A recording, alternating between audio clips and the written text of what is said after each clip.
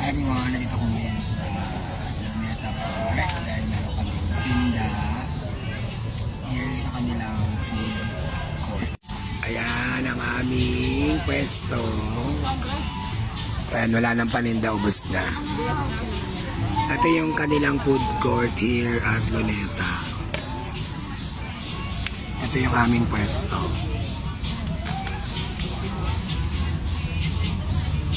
Yan ang aking mama.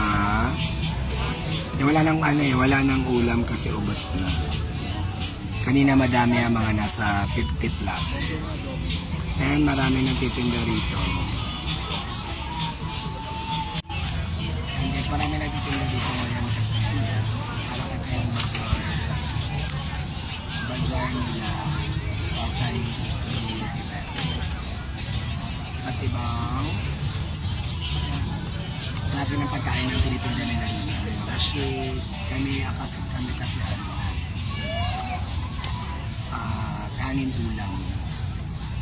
Meron din nagtitinda ng barbecue, may mga shake, may mga pagputin, madami din.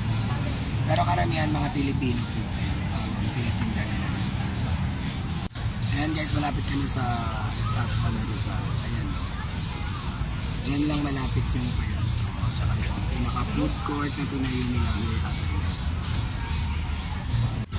Ayan. Sa gilid lang siya ng statue ni Rizal. Ayan o. Sana yun, bang! Tapos, ayan yung Quirino Grandstand. Hanggang dito yan. Tapos ito yung pinaka-pasukan.